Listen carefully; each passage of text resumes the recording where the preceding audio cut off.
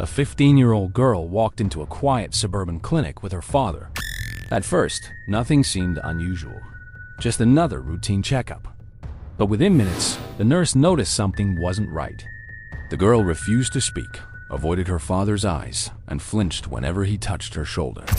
She sat hunched in her hoodie, twisting the fabric as if trying to disappear. The father answered every question for her, his tone firm, almost rehearsed. And when the doctor suggested an ultrasound, the girl froze in her chair. What appeared on that screen would unravel a disturbing truth, one that forced the doctor to question everything he thought he knew about his neighbors. A truth that would spiral into a late-night confrontation, a police standoff, and a rescue that no one in that community would ever forget.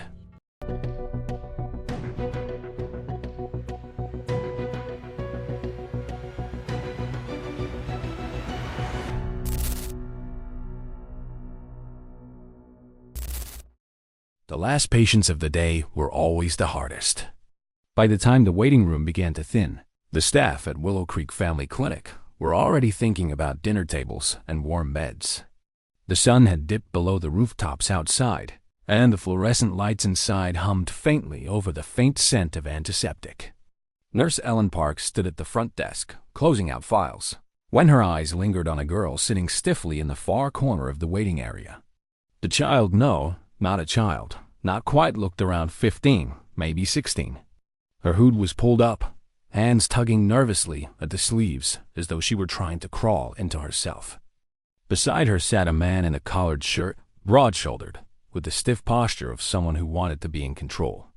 His arm rested on the chair behind her, not gently but like a claim. And when Ellen asked for their name earlier, the man had answered before the girl could even open her mouth. Now, as she looked up from her paperwork, she saw it again. The girl shifted, her eyes glued to the floor tiles, lips pressed tight, shoulders rising and falling with shallow breaths.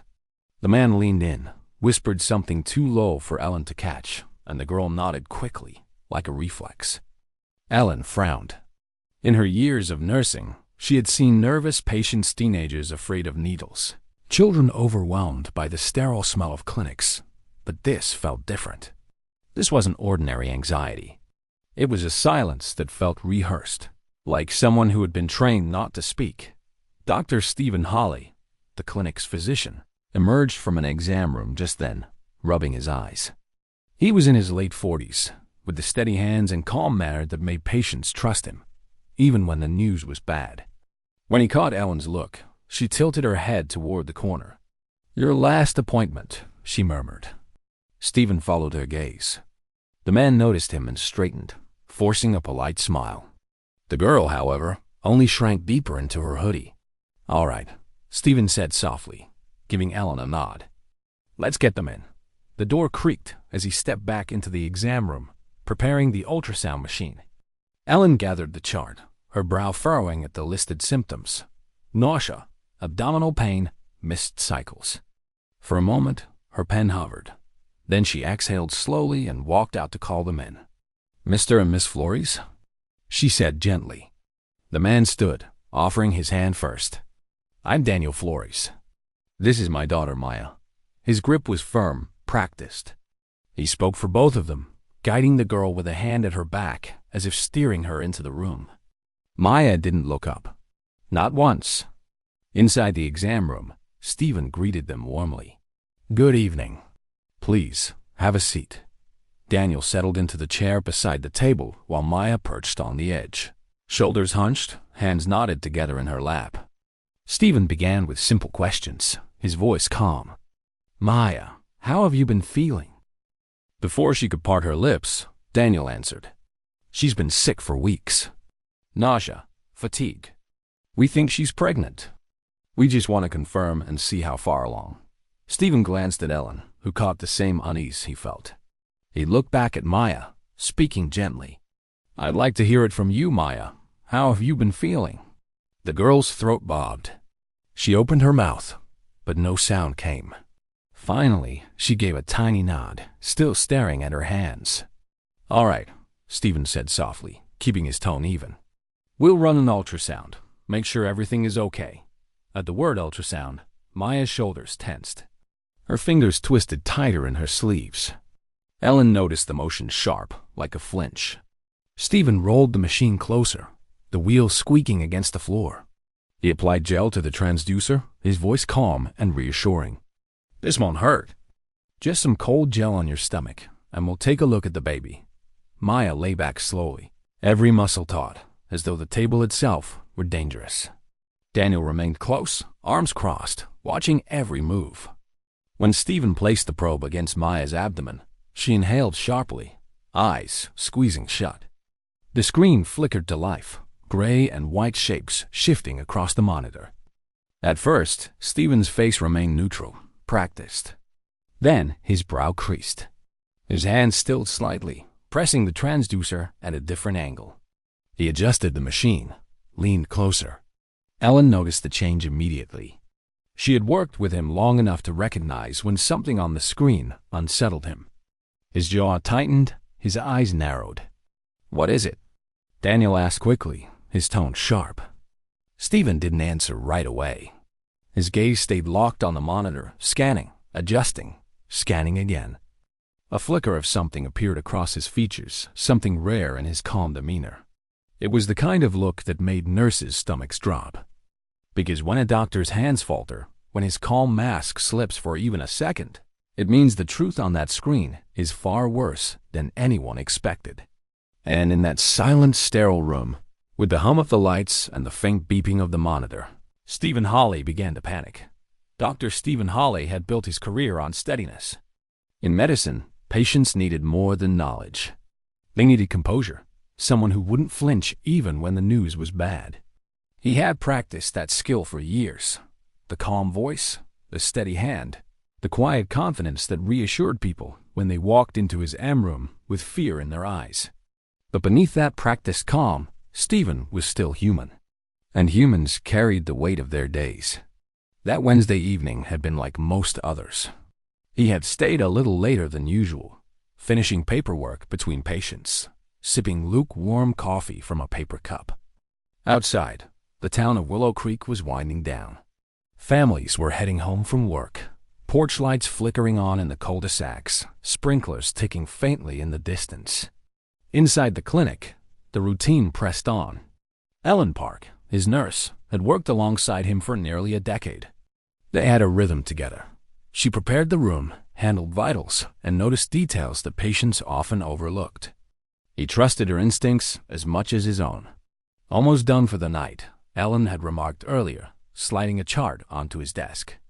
Her tone carried that familiar end-of-shift fatigue, the kind that only came after 12 hours of fluorescent lights and the steady hum of machines.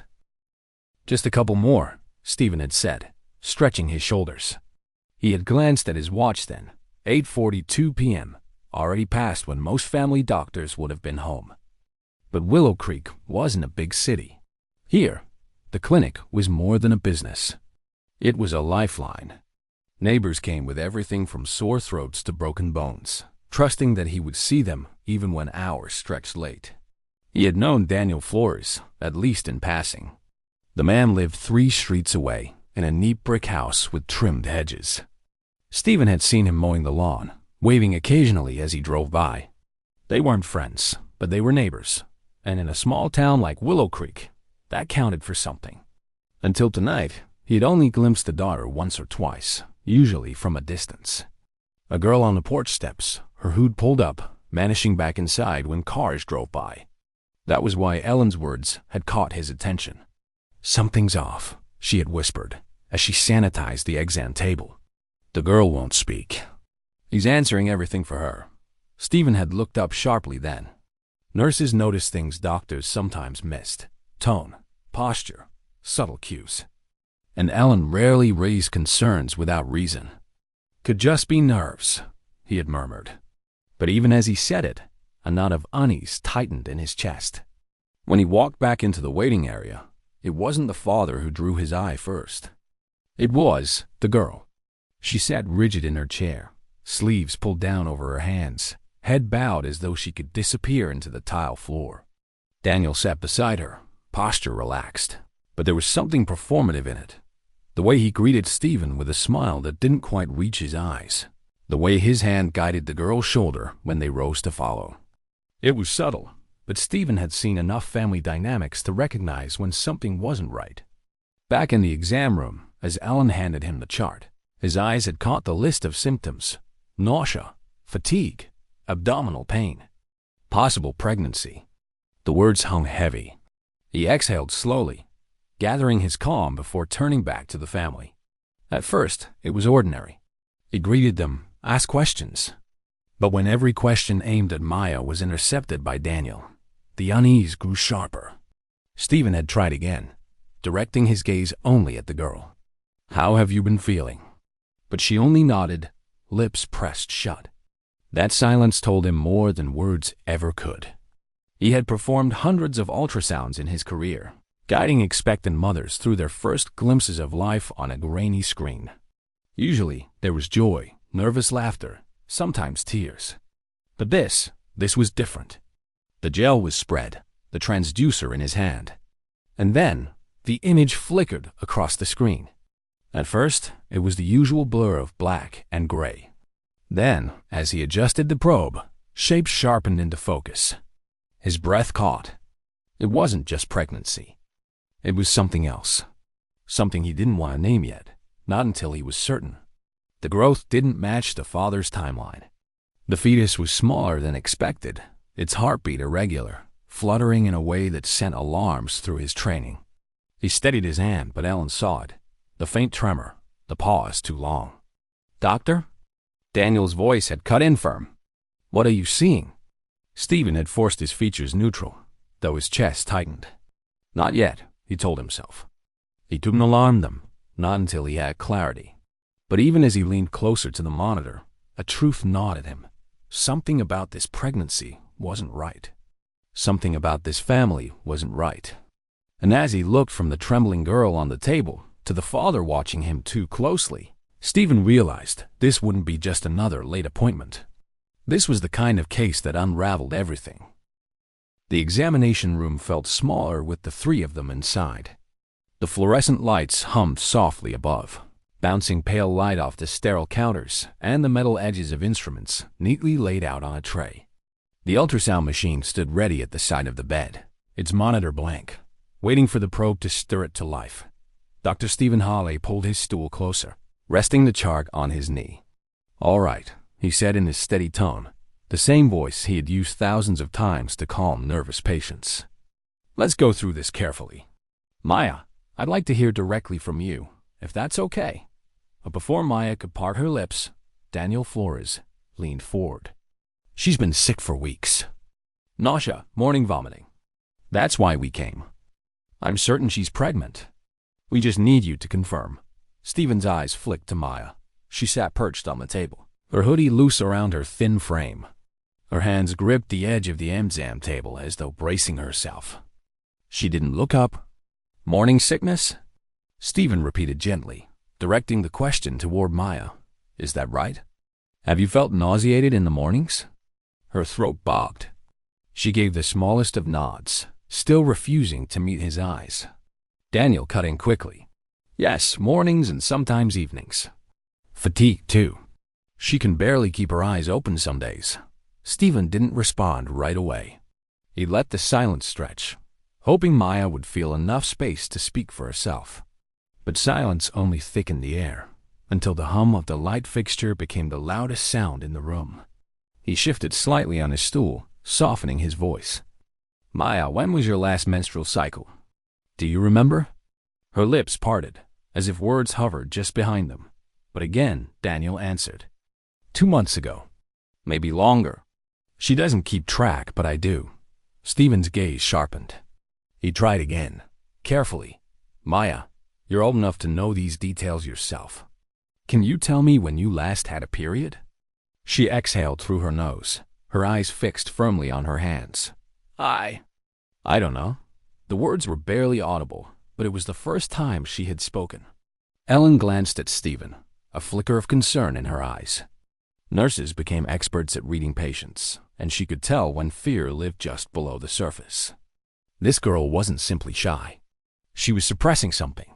Stephen made a note in his chart, then set it aside. "All right. The ultrasound will help us know more. He wheeled the machine closer, the wheel squeaking against the tile. He explained each step with practiced calm. Cold gel on your abdomen, Maya. It won't hurt. Then we'll look at the baby and see how far along you are. Daniel's jaw tightened at the phrasing, but he said nothing. Ellen squeezed a line of clear gel onto the transducer and handed it to Stephen. He adjusted the machine, then nodded to Maya. Lift your hoodie just above your stomach.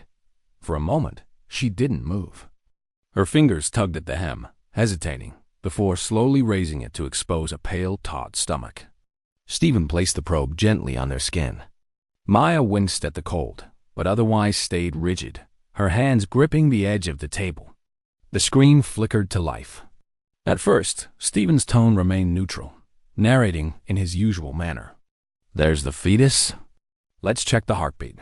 He adjusted the probe, his eyes narrowing slightly. Do you hear that sound? A faint, irregular flutter filled the room, the amplified heartbeat of the unborn child. But the rhythm was wrong. Not steady, not strong. It stumbled and raced in irregular bursts. Stephen's stomach tightened. He adjusted the machine again, moving the probe slightly. We'll take a closer look at the growth patterns. The image shifted, revealing measurements across the screen. And that's when he saw it. The fetus measured smaller than expected, several weeks behind the stage, Daniel's timeline suggested. The growth was restricted, the abdomen lagging compared to the head size.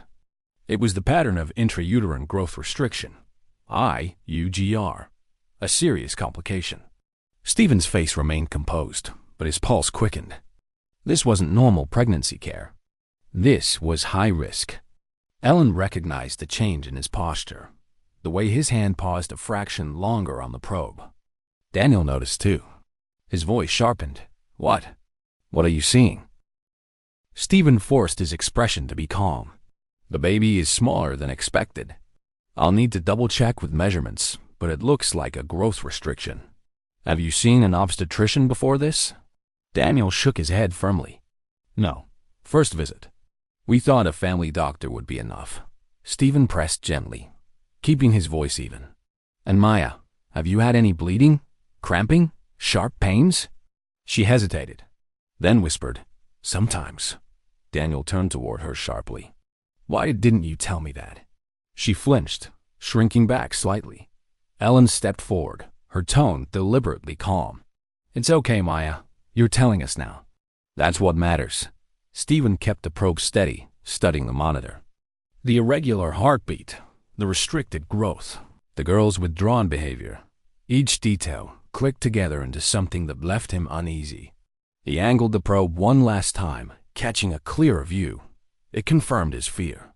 The baby was alive, but fragile. Every moment without specialized care carried risk. He slowly pulled the probe back, reaching for a towel to wipe the gel from Maya's abdomen. All right. That's enough for now. Maya's hoodie fell quickly back into place as she sat up, her shoulders hunched, her gaze glued to the floor. Daniel leaned forward again. So, how far along? Stephen met his eyes. Approximately 28 weeks. Third trimester. Daniel froze. That's impossible. It hasn't been that long. Stephen's voice remained calm, but inside, alarm screamed. The measurements are clear. The fetus is well into the third trimester. He paused, choosing his words carefully. And there are complications. The baby isn't growing properly. I'm also concerned about the heartbeat. Ellen's eyes flicked to him, the silent exchange between nurse and doctor, both recognizing the seriousness. Daniel's expression darkened. So give her medicine. Something for the baby. Stephen shook his head slowly. No, this requires hospital care. Monitoring, specialized treatment. If left unchecked. He didn't finish the sentence. The father's jaw tightened, eyes darting briefly toward Maya, then back to the doctor. We'll think about it. Stephen's calm cracked for only a heartbeat. Mr. Flores, this isn't optional. Maya and her baby need immediate hospital evaluation. The room grew tense, the kind of tension that made even the hum of fluorescent lights feel heavy. Maya sat silent, her hoodie sleeves twisted tight in her fists. And for the first time, Stephen realized this wasn't just a complicated pregnancy. Something else was buried here. Something the ultrasound had only begun to uncover. The silence in the examination room lingered long after Stephen finished speaking. His words, third trimester, growth restriction, irregular heartbeat, hung like a shadow over the small space. Ellen quietly shut down the ultrasound machine, wiping gel from the probe. Her movements precise, but her eyes unsettled. Daniel Flores leaned back in his chair, arms folded across his chest. His jaw was tight, his expression unreadable. "We'll see about that," he muttered finally, as if closing the matter. Stephen pressed, careful but firm. "Mr. Flores, I'll prepare a referral to St. Joseph's Hospital. They have the specialists and equipment Maya needs. I cannot stress this enough. Delaying care puts both her and the baby at risk." Daniel's eyes narrowed. "I said we'll think about it." There was something final in his tone, a wall erected against reason. Then, as if deciding to end the conversation altogether, he stood. "Give me the prescription you mentioned. Vitamins, calcium, whatever. I'll go to the pharmacy while she finishes here." Stephen hesitated, but Ellen's slight nod encouraged him to comply. He quickly scribbled out the prescription: prenatal vitamins, iron, folic acid, and tore the page from his pad. "Fill this next door," he said evenly. "It won't solve everything, but it will help." Daniel took the slip from his hand and tucked it into his pocket. His eyes flicked toward Maya briefly before he turned toward the door. "Don't take long," he said over his shoulder. The door shut behind him, the soft click reverberating like a release of tension. For the first time all evening, the room felt lighter. Maya remained on the edge of the exam table, shoulders still hunched, her sleeves twisted in her fists. The silence stretched.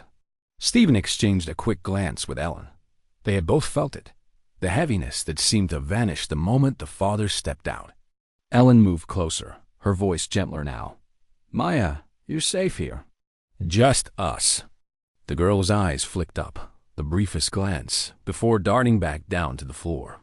Her lips parted, but no words came. Stephen leaned forward, his tone calm, careful not to push too hard.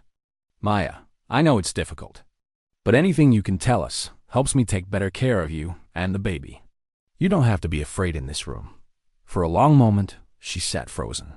Her breathing quickened, shallow, as though words threatened to rise but were trapped by fear.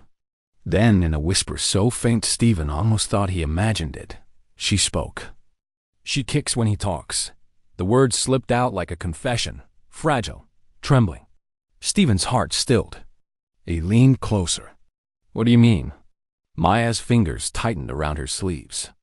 Her gaze remained fixed on her lap. "The baby. When he comes into the room, she moves. Like she knows his voice." A shiver ran through her, and her voice broke. "I hate that she likes him." Ellen froze mid-step. Her cloth hung suspended in her hand, the faint scent of disinfectant in the air suddenly sharp, acrid. She exchanged a glance with Stephen, both of them silently parsing the weight of the girl's words. He swallowed, his voice careful. "Maya, are you saying—" He stopped himself. He knew better than to push too far, too fast. Trauma wasn't coaxed out with blunt questions. Instead, he asked softly, "Does the baby move when other people speak?" Maya shook her head slowly, tears brimming at the corners of her eyes. Stephen's chest tightened. He glanced again at Ellen, whose face had gone pale. The implications hung heavy in the air, thick and unspoken. Ellen knelt slightly so her face was level with the girl's. "Sweetheart, you don't have to say more right now, but you did the right thing telling us this. Do you understand?" Maya gave the smallest of nods, her shoulders trembling. A sound outside the hallway startled them. Footsteps, heavy, drawing closer. Maya flinched instantly, her body snapping rigid. The door handle rattled. Stephen straightened quickly, his face smoothing back into practiced calm, just as the door opened and Daniel stepped back inside, a folded receipt in his hand. "All set," he announced, holding up the small paper bag from the pharmacy. His eyes flicked between them, sharp and suspicious. "Is everything all right here?" "Yes," Stephen said smoothly, his voice giving nothing away. "We were just finishing up." Ellen had already busied herself with the paperwork, slipping the girl's chart into its folder. Her hands moved briskly, but her eyes avoided Daniel's. Maya said nothing, her body curling inward once more, as if her brief moment of honesty had already been buried under a weight too heavy to hold in the presence of her father. Stephen kept his tone steady as he rose from his stool. "Mr. Flores, Maya needs specialized care at the hospital. I strongly recommend you take her tonight." Daniel gave a short laugh, dismissive. "It's late. She needs rest, not hours in some emergency room waiting line. We'll go in the morning." Stephen pressed, just a little harder. "Every hour matters." The heartbeat was irregular. "I don't want to alarm you, but this could turn dangerous very quickly." Daniel's eyes narrowed, his voice low. "We said tomorrow." The air in the room shifted, cold and sharp. Stephen exhaled slowly, recognizing the futility of pushing further in this moment. "Then promise me you'll go first thing, please." Daniel gave a clipped nod. "Fine, first thing." Maya sat silent, her lips pressed tight, her eyes shimmering with unshed tears. The father guided her toward the door with a firm hand on her shoulder. She moved as though on autopilot, each step stiff, her hood slipping back over her head. As the door closed behind them, Stephen let out a breath he hadn't realized he was holding. Ellen turned to him, her face pale, her voice a whisper. "Did you hear what she said?" He nodded grimly, the words echoing in his mind. "She kicks when he talks. I hate that she likes him." Something deeper than medicine stirred inside him, the chilling recognition that this wasn't just a medical emergency. This was something far worse. The drive home that night should have been routine. A quiet suburban street, the steady rhythm of headlights bouncing off hedges and driveways. But for Dr. Stephen Hawley, the images from the exam room refused to leave his mind. Maya's pale face, her trembling hands, the way she flinched at every move her father made, and that single whispered line, fragile as glass, "She kicks when he talks. I hate that she likes him." Stephen gripped the steering wheel tighter, jaw clenched as he replayed the ultrasound in his head. Irregular heartbeat. Irregular heart growth restriction. 28 weeks. It was textbook high risk. But more than that, it was wrong. A girl barely 15, silent under the weight of her father's shadow. He pulled into his driveway, 3 houses down from the Flores residence. Their porch light glowed faintly, a warm square of light against the dark street. From inside his car, Stephen could see silhouettes through their curtains, movement, shadows, but indistinct. For a moment, he considered walking straight over, demanding they take Maya to the hospital. But reason held him back. Without legal authority, he couldn't force them. Not yet. Inside his own home, the silence pressed heavy. He reheated leftovers in the microwave, but when the machine beeped, he barely touched the plate. His laptop sat on the dining table, its glow pulling him like a magnet. He opened the clinic's medical records first, reviewing the ultrasound images. The measurements were undeniable. IUGR, irregular rhythm. He zoomed in, adjusted contrast, checked angles. Nothing changed. The truth was there in grayscale pixels. But it wasn't the medical side gnawing at him. It was the human side. The way Daniel Flores had insisted on controlling every word. The way Maya had only spoken once, and only when her father was gone. And then there was the mother. During the visit, Daniel had brushed off any mention of her. "She's out of the picture," he had said flatly, as if closing the subject forever. No elaboration, no hesitation, just finality. But Stephen had lived in Willow Creek long enough to know how small-town stories traveled. People noticed who picked their kids up from school, who showed up at neighborhood barbecues, who waved at the mailbox. And in all his years of seeing Daniel mow the lawn or tinker with his car, Stephen realized something. He had never once seen Maya's mother. Not at the grocery store. Not walking the neighborhood. Not anywhere. The thought chilled him. He opened Facebook, typing Daniel Flores into the search bar. The profile came up quickly, the man's face unmistakable. His settings were loose, not uncommon in a town where people assumed privacy was still intact. Stephen scrolled through photos. Daniel with his lawnmower. Daniel fishing at the lake. Daniel at a neighborhood cookout. But something struck him almost immediately. In photo after photo, he was alone. No wife, no daughter. In fact, the only mention of Maya was years back, a grainy photo of a little girl on a tricycle. After that, nothing. Stephen frowned, leaning closer to the screen. He clicked through Daniel's friends list, scanning names. A woman's name caught his eye, Laura Rivera. The surname was different, but the profile picture tugged at something in his memory. Dark hair, weary eyes, standing in front of what looked like a break room bulletin board. He clicked. Laura's timeline was sparse, but unlike Daniel's, it showed activity. Work gatherings, photos with colleagues, birthdays celebrated with friends. But again, no family photos. None with a daughter. None with Daniel. Scrolling back further, Stephen found older posts. There she was, with Maya as a toddler, smiling at the park. A young family, once intact. Then silence. Years of absence. Stephen exhaled, the knot in his stomach tightening. He clicked message before he could second-guess himself. His fingers hovered above the keyboard. Was this crossing a line? Doctor-patient confidentiality was clear, but so was child endangerment. He typed slowly. Hello, Ms. Rivera. I'm Dr. Stephen Hawley, a family physician in Willow Creek. I saw your daughter Maya tonight for a medical visit. I wanted to ask, are you currently involved in her care? He hesitated, then hit send. Minutes crawled by. He sipped untouched coffee, refreshing the screen compulsively. 10 minutes passed. 20.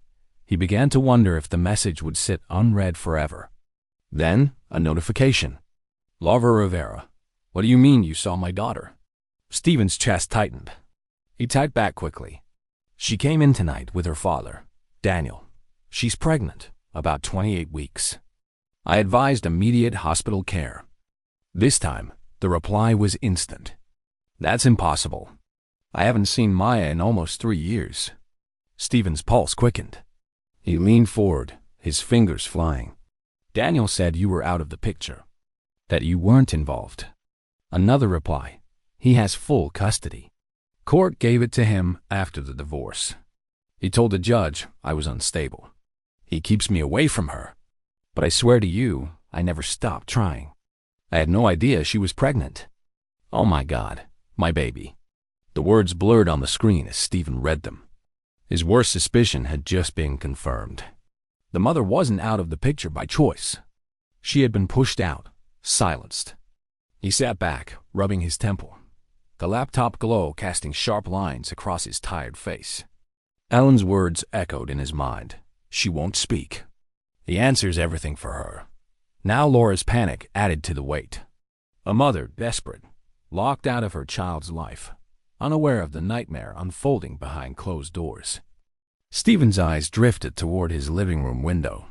Through the blinds, he could see the faint glow of lights still on at the Flores house.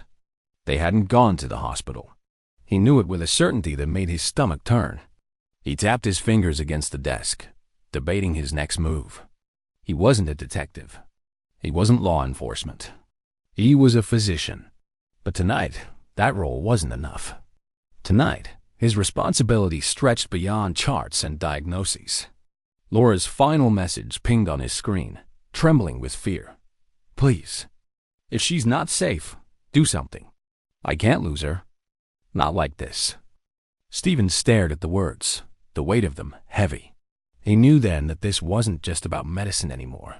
This was about uncovering the truth hidden in plain sight. And if Daniel Flores had lied about the mother, what else had he lied about? The night outside was still, but the silence felt loaded. Willow Creek wasn't the kind of place where shadows usually carried weight. It was the kind of neighborhood where porch lights glowed soft and steady, where dogs barked at passing cars, where people left bicycles leaning against fences because nothing ever went missing. But as Dr. Stephen Hawley sat in his car, the engine idling at the curb, the Flores residence just 3 houses down looked different. Its windows glowed with light, but not the warm, open kind of light that spilled from kitchens and family rooms. This light was shuttered, heavy, as though it illuminated secrets instead of supper tables. He had told Daniel Flores to take Maya to the hospital immediately. He had emphasized the risks, the irregular heartbeat, the restricted growth, the urgency of specialized care. Yet here they were, less than an hour later, their car still in the driveway, the house awake. They hadn't gone anywhere. Stephen killed the engine. The neighborhood was quiet enough that the click of cooling metal seemed loud. For a long moment, he sat gripping the steering wheel, torn between professional restraint and human instinct. His training told him he had done his duty, given the referral, warned of the dangers. But something deeper pulled at him. The image of Maya's hunched shoulders, her whispered words. She kicks when he talks. I hate that she likes him. That wasn't the voice of a girl simply afraid of hospitals. That was the voice of someone trapped. Finally, Stephen unbuckled his seatbelt and stepped out. The night air was cool, tinged with the faint smell of cut grass and asphalt cooling under the moon. He walked slowly down the street, each step measured until he reached the Flores' driveway. The car was still there, its hood reflecting the porch light. The blinds in the living room were drawn, but the thin slats glowed. Shadows moved across them, one tall, one small. He hesitated at the foot of the porch. The urge to turn back was strong. He wasn't law enforcement. He wasn't family. He was a doctor. But tonight, that line blurred. Tonight, the oath that had guided him his whole career, first, do no harm, demanded more than silence. He raised his hand and knocked firmly on the door. The sound echoed through the quiet street. For a few seconds, nothing. Then the shuffle of footsteps inside. The door opened, and Daniel Flores filled the frame. His expression flickered, surprise, then neutrality. "Dr. Hawley," he said, his voice smooth. "Is everything all right?" Stephen kept his own voice calm. "I noticed your car was still here. I wanted to check in." "You didn't make it to the hospital?" Daniel's eyes narrowed just slightly. Then his face relaxed into a polite mask. "Maya went with her mother," he said simply. "I stayed behind. Too much work to do." Stephen's breath caught. "Her mother?" He forced his tone steady. "I wasn't aware Laura was back in the picture." Daniel's jaw tightened for a fraction of a second. "She is. Briefly. She took Maya tonight. The lie was practiced, too smooth." Stephen felt it immediately, like a false note in a familiar melody. "I see," he said carefully. "That's good. I was worried." Daniel gave a thin smile. "Nothing to worry about. We'll follow up as you recommended." For a moment, the two men stood in silence, the night air pressing between them. Behind Daniel, the faintest movement caught Stephen's eye, a flicker of a figure in the hallway, small and hunched, retreating quickly out of sight. His chest tightened. "I'll let you get back to work," Stephen said finally. "Just wanted to make sure." Daniel inclined his head. "Appreciate your concern, Doctor. Good night." The door shut firmly. Stephen stood on the porch a moment longer, staring at the wood grain. The echo of Maya's shadow seared in his mind. Then he turned and walked back down the driveway, his footsteps crunching against the gravel. From the corner of his eye, he noticed movement across the street. Curtains twitched, a neighbor peeking out. The kind of curiosity that sparked when something unusual disrupted the usual quiet. He imagined how it must have looked. The town doctor knocking late at night. The neighbor who rarely socialized answering stiffly. Stephen gave a polite wave to the curtain, though it quickly fell back into place. The neighborhood would whisper by morning. They always did. Back in his own house, the unease refused to let him rest. He sat at his desk, staring at the glow of his laptop. Laura's desperate message replayed in his head. "That's impossible. I haven't seen her in almost 3 years. And now Daniel's lie. She went with her mother tonight. 2 stories. Both couldn't be true." His gaze drifted again to the blinds of the Flores house, visible through his window. The light was still on. He rubbed his temple, exhaustion pressing against him. But the choice had already been made. The referral wasn't enough. A chart note wasn't enough. Something inside that house was wrong. And if Daniel Flores was lying about the mother, then Maya's whispered words might be more than just cryptic. They might be a warning. The night air clung to Stephen as he walked back into his house. The quiet should have been comforting.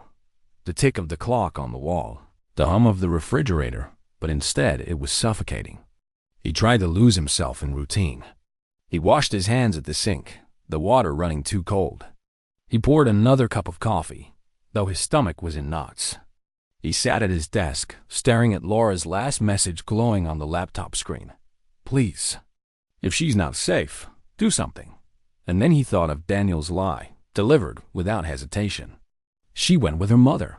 Two opposing truths, both absolute in tone, both impossible together. The weight of it gnawed at him until finally he pushed away from the desk, grabbed his coat, and stepped back outside. He told himself he would walk, that fresh air might help clear his head. But his feet carried him in one direction only, down the street, toward the Flores house. The porch lights still glowed. Shadows still shifted faintly against the blinds. When he reached the driveway, he hesitated. Every part of his training screamed at him to turn back. He wasn't law enforcement. He wasn't family. But there was something about Maya's silence, her trembling hands, her whispered confession. It haunted him. He raised his hand and knocked again. This time, the pause before the door opened was longer. He could hear muffled voices inside, Daniel's low tone, then silence. Finally, the door creaked open. Daniel stood there, his face less polished now, his politeness thinner. "Dr. Holly," he said, voice cool. "Twice in one night. To what do I owe the honor?" Stephen forced his own face calm. "I wanted to check on Maya. I can't stop thinking about her condition. The baby's heartbeat concerns me. If you won't take her to the hospital, I'd at least like to look in again." Daniel's eyes flicked past him, toward the street where porch lights glowed and curtains might be shifting. He sighed, as though irritated but aware of watching eyes. "Fine. A quick look."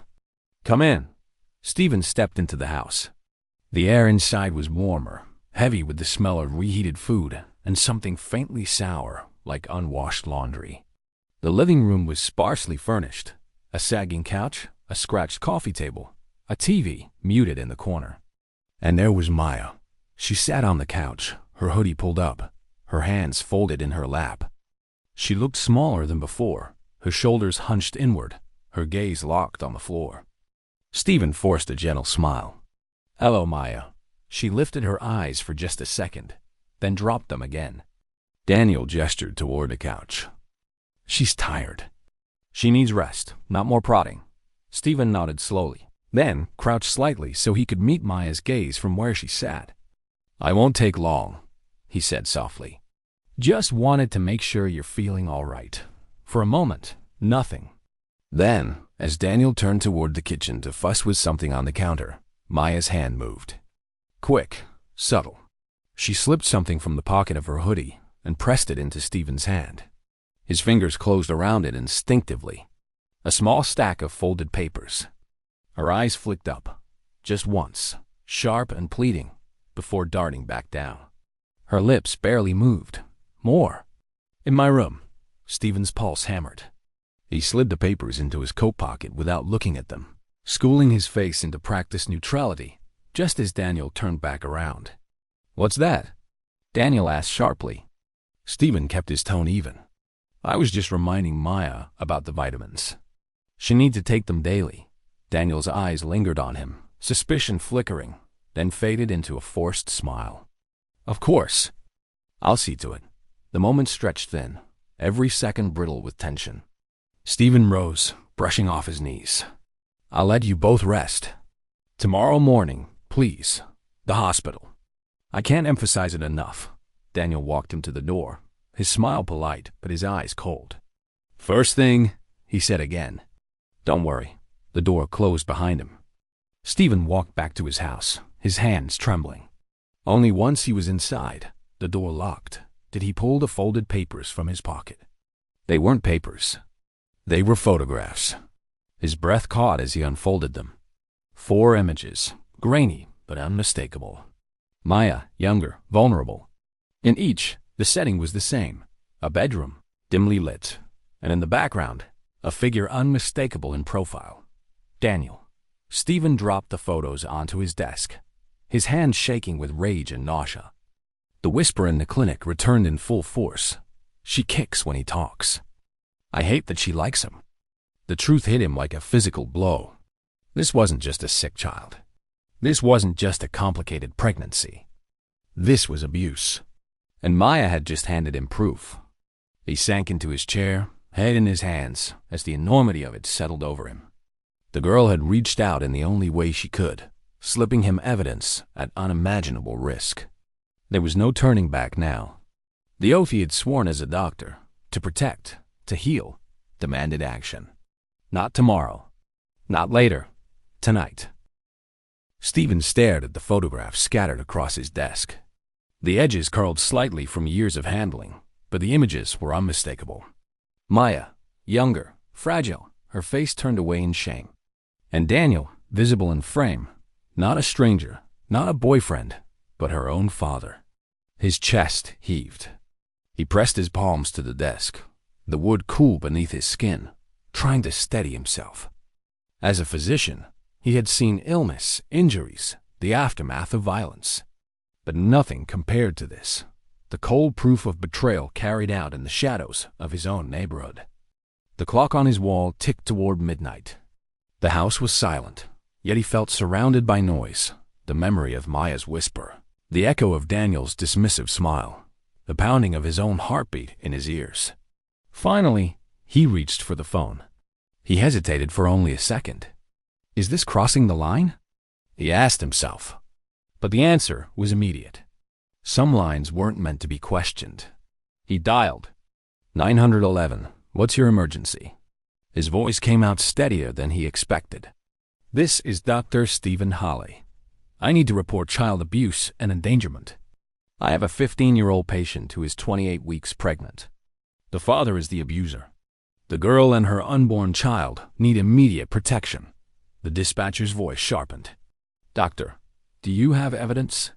Yes, he said quickly. His hands trembled as he lifted one of the photographs. The victim gave me photographs tonight. I also have ultrasound images showing medical neglect. The situation is urgent. Please, send officers now. Stay on the line, the dispatcher instructed. I'm alerting units. What's the address of the residence? He gave it, his voice tight, the digits burning into the silence of the room. Within minutes, the dispatcher connected him to an officer, Detective Ramirez, her tone clipped but calm. Dr. Hawley, I need you to remain where you are. We're assembling a team. We'll approach the residence cautiously. Can you secure the evidence until officers arrive? Yes, Stephen said firmly. It's here with me. Good. Stay put. We'll need a statement. As the line went dead, Stephen's phone buzzed again. A new message. It was from Laura Rivera. Did you see her again? Please tell me she's okay. His throat tightened. He typed back quickly. I saw her tonight. She gave me evidence. I've called the police. They're on their way. The typing bubbles appeared almost instantly. Then her reply, I'm coming. Tell me where. Stephen hesitated, then typed, No, wait until officers arrive. It's not safe for you yet. The reply came in a flood of desperation.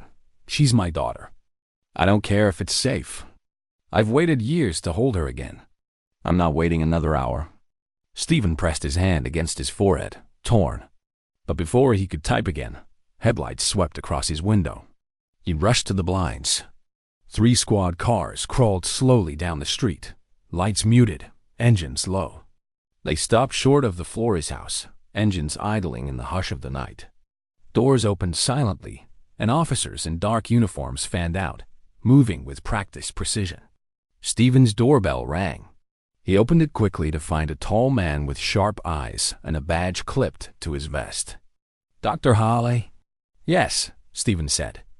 I'm Detective Morales, the man said, voice low. You made the call? Stephen nodded, already reaching for the photographs. Here, she gave me these. There are more in the house? She said so herself. Morales flipped through the images, his jaw hardening. He handed them off to another officer, who slipped them into an evidence bag. We'll need your full statement, Morales said. But first we need to secure the girl. Stephen's heart raced. She's in there. With him. She's terrified. Morales gave a sharp nod. Then let's move. The officers spread out along the street, positioning themselves behind hedges and fences, their radios whispering quietly. One crouched near the back of the Flores house, another toward the side yard. Morales himself moved toward the porch, 2 officers flanking him. Stephen lingered at the edge of his driveway, the weight of helplessness pressing against him. And then another sound broke the night. A car screeched to a stop at the end of the block. Laura leapt out, her hair disheveled, her face pale with fury and fear. "Where is she?" she cried. An officer intercepted her quickly, holding her back. "Ma'am, you need to stay back. For your safety," Laura fought, tears streaking down her cheeks. "I haven't seen her in years. He stole her from me. Please, just let me hold her." Morales stepped in. "Ms. Rivera, I understand, but you can't go near the house until it's secure. Do you understand? We'll bring her to you. But right now, we can't risk alerting him." Laura's sob shook her shoulders, but finally, she nodded. Stephen stepped forward. "Laura, I saw her tonight. She's alive. She's scared, but she's fighting. She gave me the photos. She trusts we'll help her." Laura's eyes met his. "Then don't let them hurt her. Please," he nodded. "We won't." From across the street, Morales gave the signal.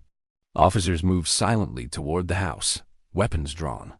One knocked firmly, announcing police department. "Open the door." The neighborhood held its breath. Curtains twitched as neighbors peeked out. Morales knocked again, louder. "Daniel Flores, open the door." Still nothing. Officers at the back confirmed movement inside. Shadows shifting. Someone was awake. Morales made the call. "We're going in." An officer stepped forward with a battering ram, positioning it against the doorframe. Muscles tensed, breath held. And in that charged silence, Stephen realized something with cold certainty. This wouldn't end quietly. The silence before the strike was unbearable. Every porch light on the street seemed to glow brighter, casting pale pools of light across the sidewalks where shadows of officers crouched in tense positions. The neighborhood had transformed in minutes, from quiet suburbia into the stage of something dangerous, something no one would forget. Detective Morales gave a sharp nod. The battering ram swung. The door splintered on the second blow, crashing inward as officers surged through the frame. Their voices rang out. "Police. Santa Rosa Police Department. Show us your hands." Stephen stood frozen on his lawn, his chest heaving. He could hear Laura sobbing somewhere behind him, her cries muffled by the officer holding her back. Lights flicked on in houses up and down the block as neighbors peered out from windows, their faces pale with confusion and dread. Inside the Flores home, shouts erupted. The muffled thud of footsteps pounded against the floorboards. Officers stormed the ground floor, clearing corners, their flashlights slicing across walls and furniture. Then came a new shout from inside. "Upstairs! They're upstairs!" Stephen's stomach dropped. Through the second-floor window, he caught a glimpse. A tall figure yanking a smaller one by the arm. Maya, her silhouette hunched, resisting, yet pulled forward by force. "Daniel!" Detective Morales shouted from the lawn, his voice carrying like thunder. "Let the girl go. This doesn't have to end badly." But the upstairs window burst open.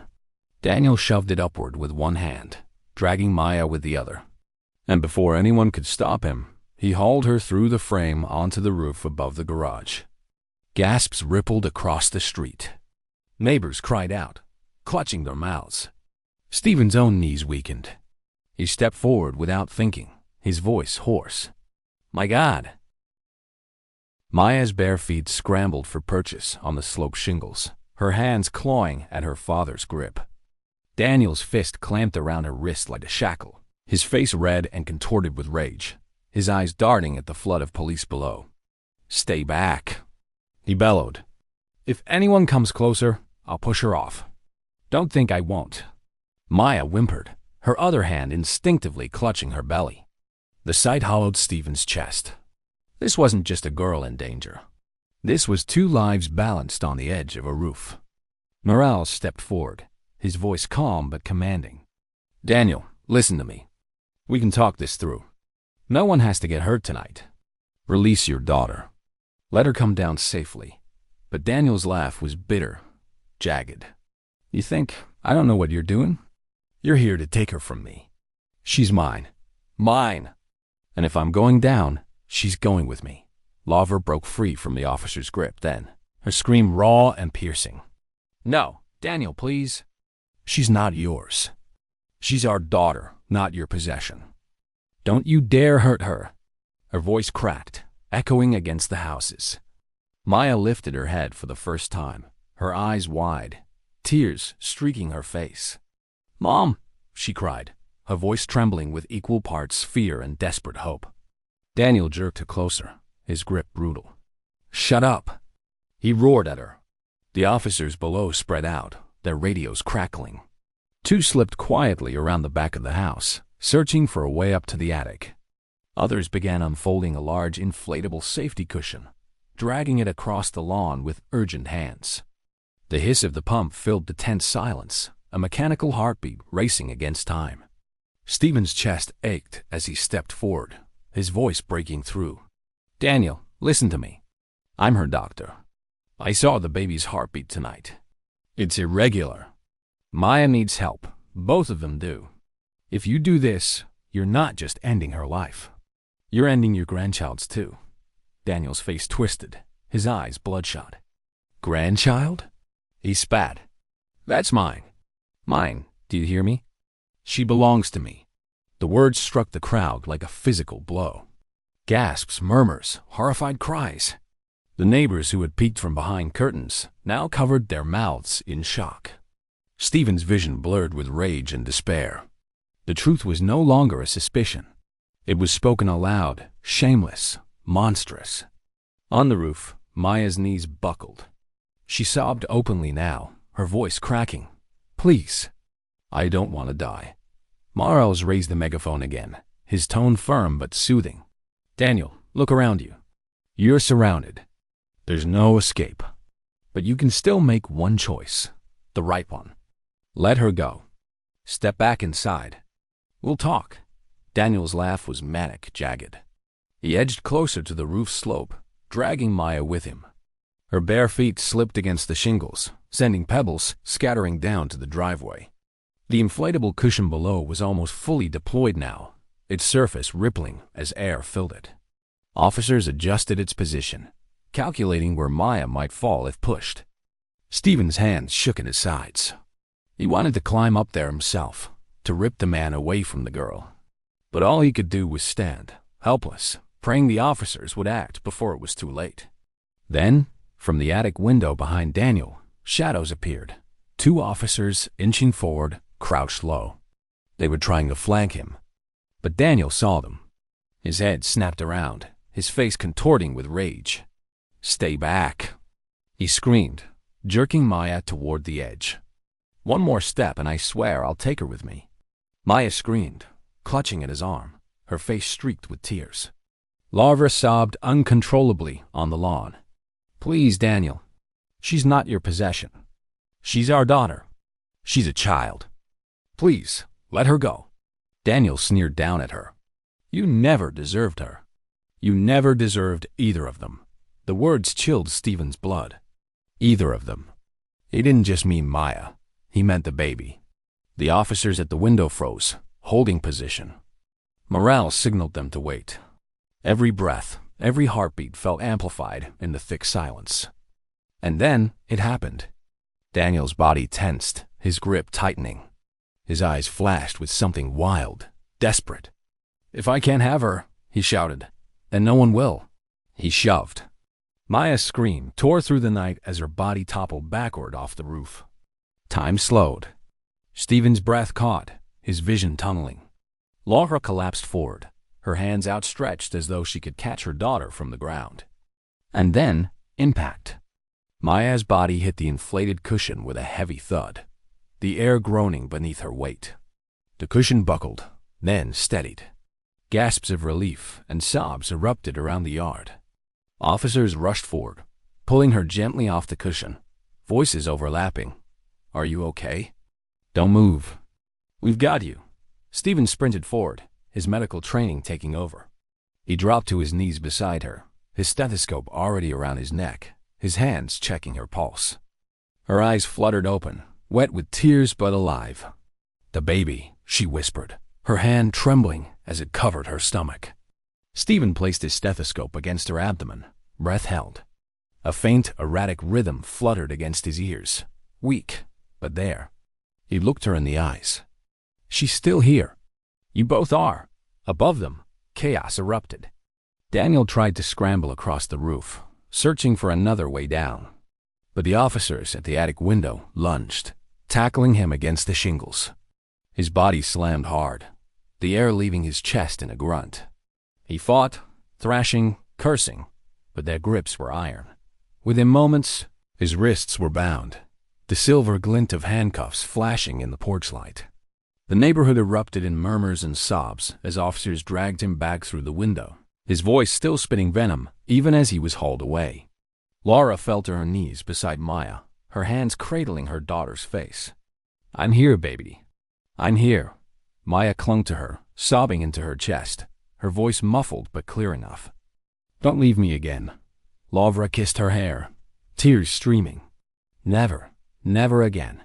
And Stephen, kneeling beside them both, felt the weight of the night settle heavy in his chest. Relief, sorrow, and a simmering rage for what had been endured. The sirens wailed now, louder, closer. An ambulance pulled onto the street, its red lights washing the scene in an eerie glow.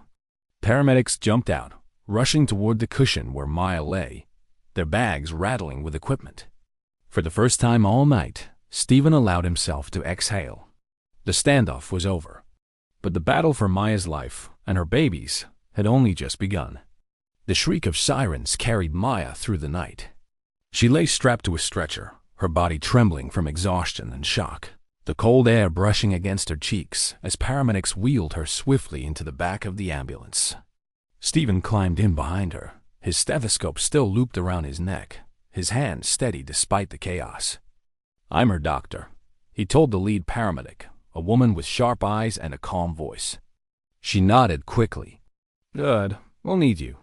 Laura climbed in too, refusing to let go of her daughter's hand. She sat pressed close, her eyes never leaving Maya's face. For the first time in years, mother and daughter were side by side. It should have been a moment of peace, but fear still gnawed at the edges. Inside the ambulance, the air was filled with the rhythmic beeping of monitors. One paramedic clipped a fetal heart monitor around Maya's abdomen, the small screen flickering as it picked up the baby's heartbeat. The sound filled the cramped space, faint, uneven, stuttering.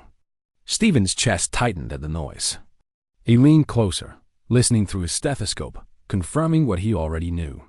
"Still irregular," he said quietly. "But it's there." "She's fighting." Maya's lips trembled as she whispered, "Is she going to die?" Her eyes darted between her mother and Stephen, desperate for reassurance. Stephen met her gaze, his own steady. "Not if we act fast. You've both been incredibly strong tonight. Now we'll do everything possible to keep her safe." Laura squeezed her daughter's hand tighter. "Do you hear that? You're not alone anymore, Maya. We'll protect her together."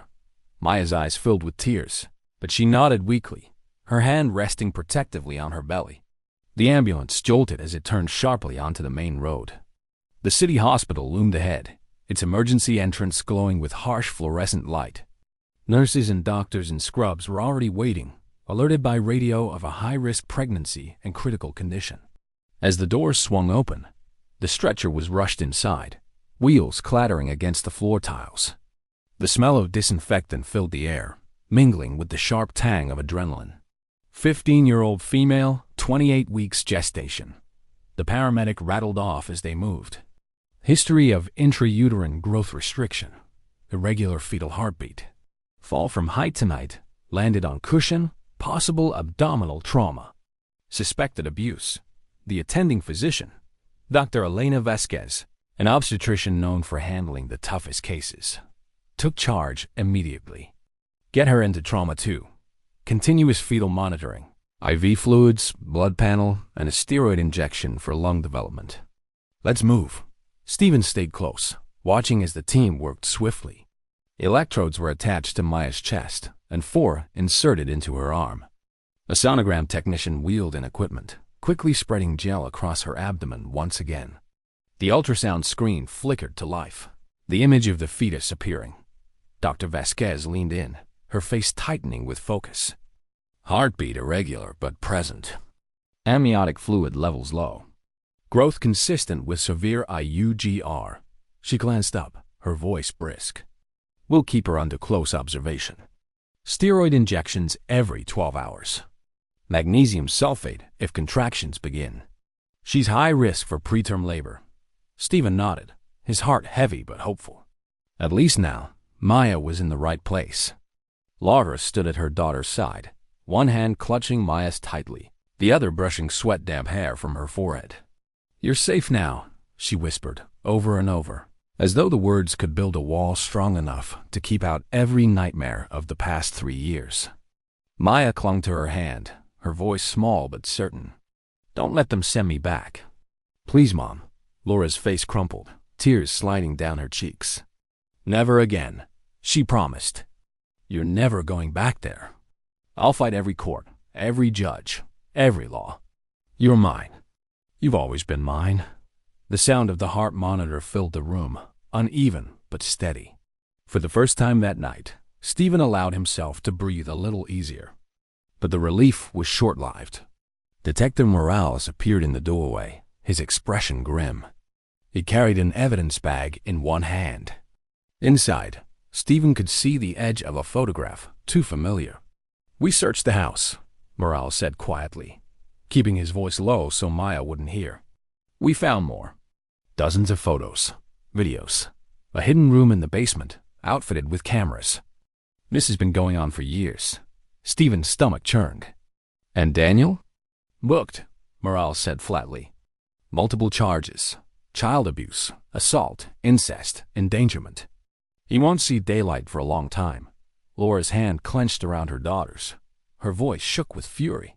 He stole her childhood. He stole my daughter. I'll never forgive myself for not fighting harder. Stephen shook his head firmly. Laura, listen to me. You tried. He manipulated the system. What matters now is that she's safe. You're here. That's what counts. Laura's eyes brimmed with tears, but she nodded slowly, her thumb brushing the back of Maya's hand. Maya stirred, her voice a whisper. What happens now? Stephen leaned closer, his voice gentle but steady. Now, you rest. The doctors will take care of you and the baby. And when you're ready, you'll go home with your mother. Not him. Never him again. Maya's lips quivered, but she exhaled shakily, her eyes closing for a moment. Home, she repeated softly, as if the word was foreign on her tongue. Laura pressed a kiss to her forehead. Yes, baby, home. The monitors beeped steadily, the rhythm uneven but alive. Every beat was a reminder of what was at stake, of how fragile and precious this moment was. As the medical team finished their immediate work and stepped back, Stephen lingered by the door, exhaustion etched across his face. He wasn't family, he wasn't blood, but tonight he had been more than just a doctor. He had been the one who listened, who saw what others might have ignored. And now, as Maya lay safe under fluorescent lights, her mother by her side, Stephen knew the fight wasn't over, but it was finally on the right battlefield. The Flores house down the street would never again be just another suburban home. It was a crime scene now, its secrets lay bare, its silence shattered. And in its place, here in this sterile hospital room, a fragile hope was being rebuilt. The hospital room was dim, the only light coming from the soft glow of monitors. The rhythmic beeping was steady now, fragile but reassuring. Maya lay propped against pillows, her small frame dwarfed by the bed. Wires trailed from her arms and chest, the fetal monitor wrapped snug around her belly. Laura sat at her side, her hand wrapped around her daughter's like an anchor, refusing to let go. She hadn't slept, her eyes rimmed red, but her grip was unshakable. Stephen lingered near the foot of the bed, arms crossed loosely, watching silently. He had stayed even after his shift ended. It didn't feel right to leave, not yet. The door opened, and Detective Morales stepped inside, accompanied by a woman in a gray blazer with a calm but firm expression. She introduced herself quietly.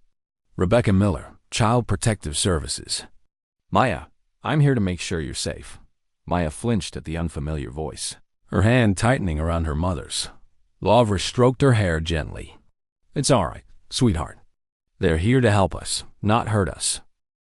Rebecca offered a small, reassuring smile. "We don't have to do this all at once. But when you're ready, I'd like to hear your story. Only what you're comfortable sharing." For a long moment, the room was silent, except for the beeping of the monitor.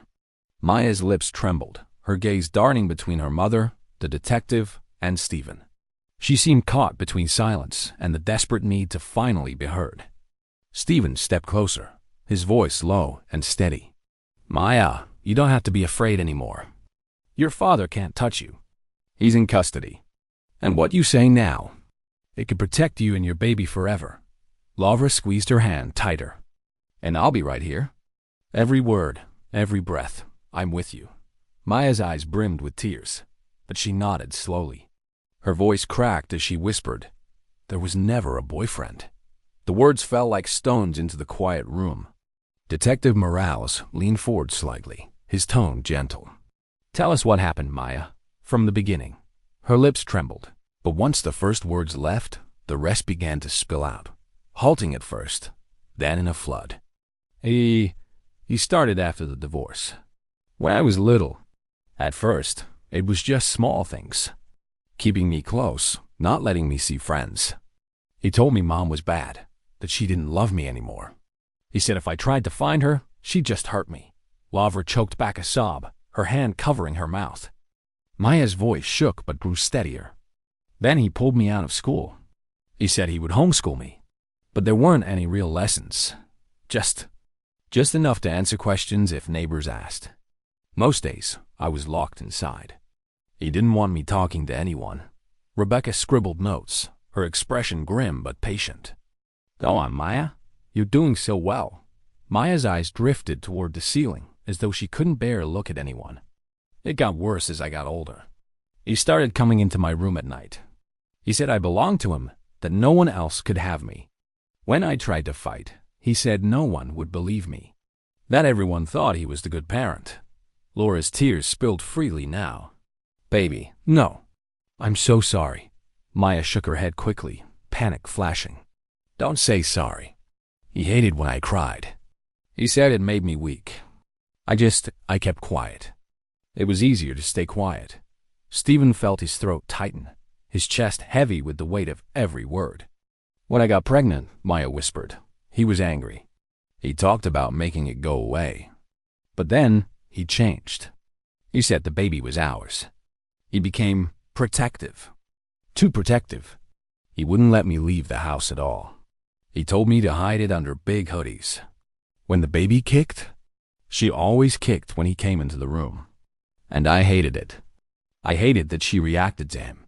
Her hand drifted to her belly, trembling. "But she's innocent. It's not her fault. She didn't ask for this. She doesn't deserve to die because of what he did." Silence fell, heavy and suffocating, until Detective Morales broke it gently. "Maya, when you slipped those photos to Dr. Holly, that was very brave. How did you manage it?" Her lips parted, her eyes darting towards Stephen. "He took pictures. All the time. He kept them in a box in his closet. I knew if I could get some out, maybe someone would believe me. Before we went to the clinic, while he was in the shower, I grabbed a few and hid them in my hoodie pocket. I didn't know who to trust. But when Dr. Holly came to the house, I thought, maybe he could help." Stephen's heart swelled with both pride and sorrow. "You did the right thing," he said softly. "You trusted me, and you saved yourself. You saved your baby." Rebecca leaned forward, her tone steady. "Maya, I want you to know something very important. You're safe now. You will not be sent back to that house. Ever. And your baby will grow up safe too. We'll make sure of it." Maya's shoulders sagged, her face wet with tears, but for the first time, a flicker of relief crossed her features. Detective Morales closed his notebook, his voice firm. "Your testimony, combined with the evidence we found in the house, we'll put him away for a long time. Decades. He won't be able to hurt you again. Lavra bent forward, pressing her forehead to her daughter's. You're free now, she whispered, her voice breaking. You're free. Maya clung to her, her voice muffled against her chest. I want to keep her. The baby. I know I'm young. I know it'll be hard. But I don't want her to pay for his sins. I want to give her love, not what he gave me. Lavra kissed her hair. Then we'll raise her together. You, me, and your daughter. She'll grow up knowing love, not fear. I swear it. Stephen stepped back slightly, giving the family their space, but his heart pounded with quiet admiration. He had seen courage in many forms, soldiers returning from war, patients enduring surgeries, parents holding their children through illness. But this, a 15-year-old girl scarred and trembling, choosing truth over silence, this was the purest form of courage he had ever witnessed. The monitors beeped softly, the rhythm uneven but steady, as Maya's voice filled the room again, stronger this time. I don't want to hide anymore. I want everyone to know what he did, so he can never hurt anyone else. Detective Morales met her gaze, his voice solemn. And they will, Maya, because tonight you told the truth. And that truth is stronger than him. Morning light crept through the blinds of the hospital room, pale gold cutting across the sterile floor. It was the first sunrise Maya had seen in years that didn't begin with fear. She stirred gently, her mother's hand still entwined with hers, the soft beeping of monitors steady beside her. For once, the sounds were not ominous. They were reassuring, proof of survival. Outside the room, the hospital buzzed with its usual rhythm. Nurses pushing carts, intercoms paging doctors, the clatter of breakfast trays. But in this small pocket of space, time felt slower, almost suspended. Detective Morales returned mid-morning, his tone matter-of-fact. Daniel Flores has been charged. Multiple counts, child abuse, sexual assault, incest, endangerment. With the evidence we have, plus Maya's testimony, he won't see freedom again.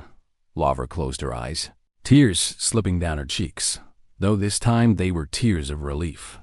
She whispered a single word. Finally. Maya lay silent, her hand protectively over her belly. The truth had been spoken aloud now, and while it didn't erase the years of silence, it loosened their grip on her chest. For the first time, she allowed herself to imagine a tomorrow that wasn't chained to the past. Rebecca Miller from CPS spoke softly, her voice professional but kind. Once Maya is medically cleared, she'll be discharged into your care. Ms. Rivera, we'll finalize the paperwork, but given everything we've uncovered, there's no question where she belongs. Lavra gripped her daughter's hand tighter. With me, always. The words seemed to soothe Maya. She leaned into her mother's embrace, her body small against Laura's but no longer hidden. Stephen stood quietly near the doorway, watching. He had no legal ties here, no blood connection, but the bond forged in those tense hours had woven him into the fabric of their survival. He felt a deep ache in his chest, a mixture of pride, sorrow, and something he could only describe as gratitude, that he had listened, that he had noticed, that he hadn't looked away. Later, as the day wound down, he walked slowly through the corridors of the hospital, the fluorescent lights buzzing faintly above. He thought of the night before, the weight of the ultrasound probe in his hand, the sound of that faltering heartbeat, the look in Maya's eyes when she whispered her secret. It struck him how fragile the line had been. Averted eyes, a stifled voice, a cryptic sentence. Clues so small they could have been ignored. If he had dismissed them as nerves, if he had accepted Daniel's answers at face value, if he had decided not to walk down the street that night, everything might have ended differently. That realization followed him into the hospital courtyard. The morning sun warmed the benches, casting shadows across the pavement. He sat down, exhaling slowly, feeling the weight of exhaustion settle over him. Dr. Hale. He looked up to see Laura approaching, her eyes weary but softer now. Maya wasn't with her. She was resting. Laura sat beside him, her hands folded tightly in her lap. I don't know how to thank you, she said quietly. You saved my daughter. You gave me back what I thought I'd lost forever. Stephen shook his head. Maya saved herself. She trusted me with those photos. That was her bravery. All I did was listen. Laura's eyes glistened. No, you did more than listen. You acted when others might have walked away. You risked stepping beyond what was expected, and because of that, she's alive. Stephen fell silent, her words settling heavily but truthfully. He had always believed medicine was about treating symptoms, curing illnesses, patching wounds. But tonight had shown him a different side of his oath.